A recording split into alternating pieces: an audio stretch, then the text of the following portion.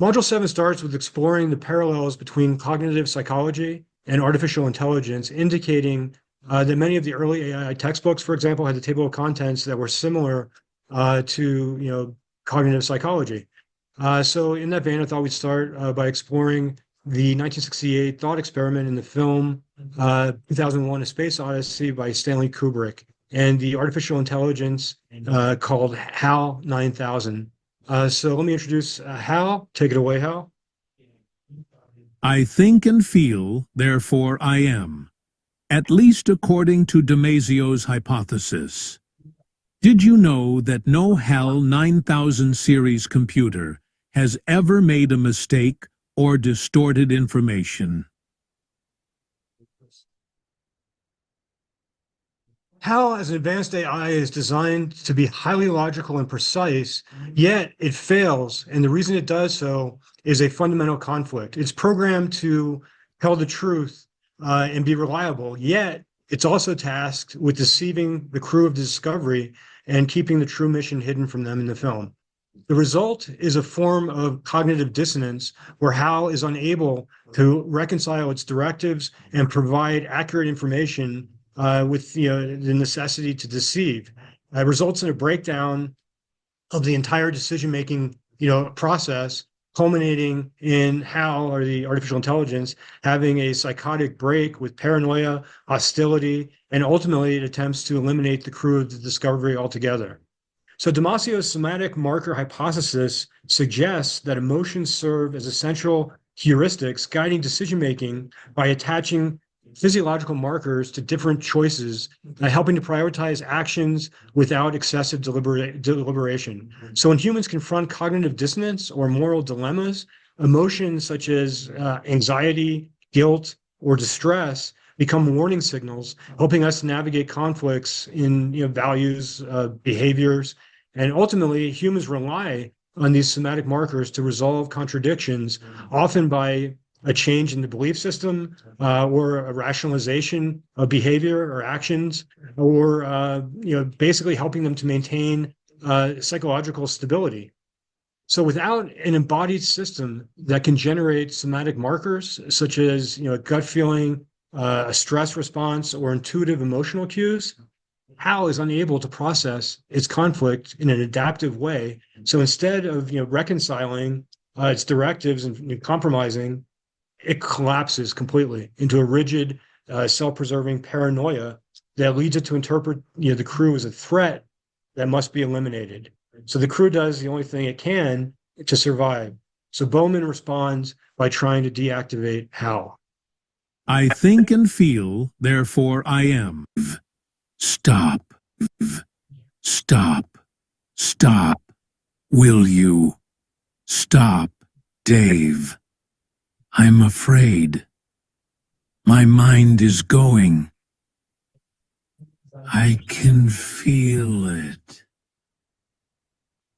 So in Kubrick's thought experiment, HAL's emotional plea to Bowman is a perhaps genuine indication that a sufficiently advanced artificial intelligence could truly feel, or perhaps it's just an algorithm simulating human emotion, an illusion from the programming designed to just help HAL more effectively communicate with the crew members. So HAL's failure can be seen as an argument for Damasio's hypothesis, where pure logic, devoid of any emotional intelligence, is insufficient for stable, rational decision-making. So HAL's breakdown illustrates how an intelligence that lacks emotion can become dangerously unstable when forced into an irreconcilable contradiction, suggesting that true artificial intelligence to function effectively may actually require emotional and some sort of somatic processing to navigate complex human-like decision-making. So if you look at systematic cognition, it's going to take us back to René Descartes. That's where it all starts. I think, therefore I am. And that was, I guess, the key issue that Antonio Damasio had with Descartes, or Descartes' supposed error, although I would argue that Descartes doesn't make errors.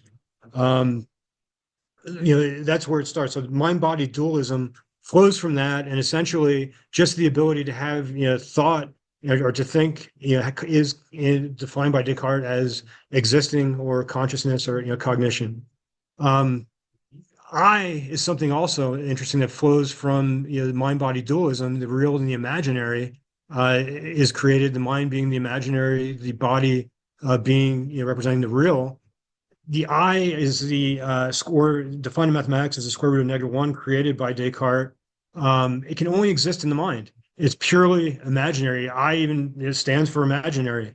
There isn't any possible direct representation on the real number line, so that I becomes a complete abstraction. So there's two things with modern society completely collapses. If there's no zero, so transistors don't have a state of on or off, or without I, in order to if it didn't exist, if it wasn't created by Descartes, modern society would not function. Quantum mechanics wouldn't exist. Quantum information science and quantum cognition, would also become problematic because it becomes a key input into Euler's formula, where the imaginary or I sine theta is integrated with the real cosine theta. So e to the I of theta becomes equivalent to cosine theta plus I sine theta. And that allows us to create polar coordinates within a complex plane. In addition, it's fundamental in Schrodinger's equation and needed in order to mathematically represent a wave in unitary evolution, which we'll get to in a minute. So additionally, with respect to how or existing AI, one can typically look at the Turing test. Can a machine think? Can a human, based on Descartes' definition, I think, therefore I am, is the current technology with large language models sufficient in order to, pass the Turing test? The Turing test basically consists of a human interacting with a human and a machine and being able to not be able to distinguish the chat with the human or the machine. At that point, you pass the Turing test. So it's arguable that large language models currently have already achieved the milestone. So at this point, with that under Descartes' definition, I think therefore I am provide enough to consider that the LMs are conscious. Well, attention is all you need. So this is the seminal paper from Google, and it's interesting. It's in line with what we Module 7 started with, where there were many parallels between original AI texts and cognitive psychology texts. This paper is dealing with the transformer, which is the key element to existing in modern large language models. It deals with encoding and decoding language, similar to encoding, decoding memory, which runs analogous to what Damasio talks about in his theory in terms of the physiological response being encoded with memory. But in this case, the way that the machines do it is they use vectors in a high dimensional space. So if you think of a vector, it's just picture a sphere. From the center of the sphere, you have a line that moves out with an arrow. So the line that can go in any direction, 360 degrees, has a magnitude and it has a direction. So if you convert language into a vector and then not just the language, then the sentences and then so forth, and you put them in 4 dimensions in time, that's essentially the basis of this paper, and that's what makes large language models function. So back to error corrected. So with the heuristic cognition and Damasio's addition, so now we have I feel, therefore I am. So if we put the two together, you end up with a definition of I think and or feel, therefore I am. So let's go into the somatic marker hypothesis. So decisions are a result of imagining. So we're back to Descartes in the imaginary mind-body dualism. We have I, again, the imaginary, the mind, evaluating the emotional consequences of various possible options and selecting the choice that feels best. So essentially at this point, the whole thing becomes imaginary. It's a state of mind in projecting into the future how a possible action or behavior is going to impact the sense of one's well-being or feelings. So that's completely imaginary. So if we look at it, it's a hedonic systemization of choice. It relies on memory encoded with the physical sensation, resulting in the ability for to have rapid retrieval. So if we were to look at a model that was structured this way, it's temporal in nature because the feeling of good and bad about a decision or action changes in time. An example of this, great little talk given by Alan Watts on the Chinese farmer. So the Chinese farmer starts off, a horse wanders in. So now he has a horse, it's good. Then the next day the horse disappears, it's bad. The next day the horse comes back with six other horses, it's good. Then the horse, basically is ridden by the farmer's son. He falls, breaks a leg, it's bad. The next day the military comes for conscripting his son, but he has a broken leg, so he can't go fight in the war. So it's good. So feelings change over time. And if we want to represent this, we can do it with as a wave or a point on the Bloch sphere moving in time. So the Bloch sphere measures changes in energy levels in quantum mechanics. It also, in this case, it would be a measurement of the consequences of the decisions, the behaviors of the actions, which manifest. So there's two ways to look at this. One perspective, if you were looking at it from a Newtonian deterministic viewpoint, there's no dice. So the choice in the first place is totally illusory. There really isn't a choice. Whatever's going to happen was already predetermined. It just happens like billiard balls, bouncing across, a table.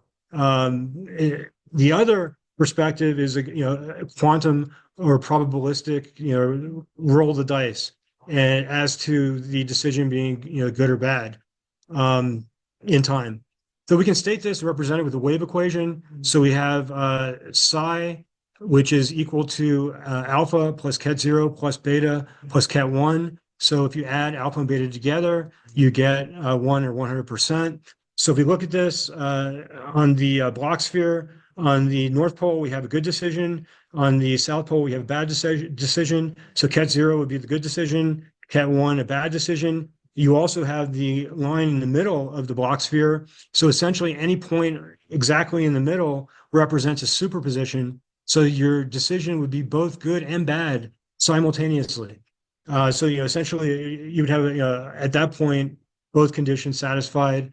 The surface of the Bloch sphere. So if I were to be anywhere in the northern hemisphere, essentially in the green area, that would be where the y-axis represents pleasure and the x-axis represents pain. And then the northern hemisphere, anywhere on the top side of the circle, you're feeling good about yourself. It's associated with pleasure. On the bottom side of the circle of this or the unit sphere, you have pain or feeling bad about yourself. And so that point is a probability amplitude on the sphere representing some probability of it either being a good or bad decision. And that point moves in time. And that actually gets us back to Euler's identity. So if you look at the angles here, essentially that's a vector. In this case, the magnitude would be 1 because it's a unit sphere.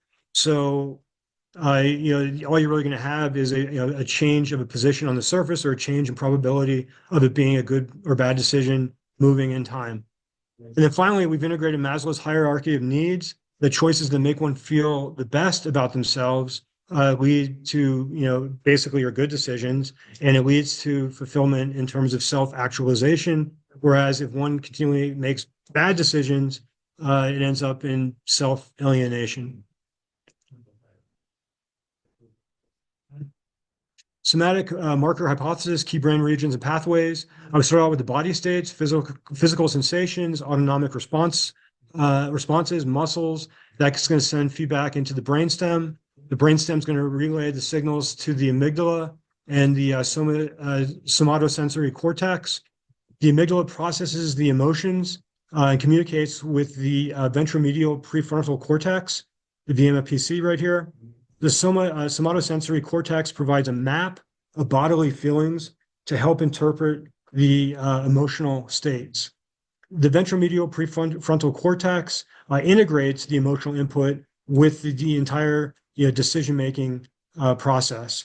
The subgenual anterior cingulate cortex, the SGACC, helps resolve conflicts between emotions and logic, which is interesting because that's kind of the difference between Damasio and Descartes.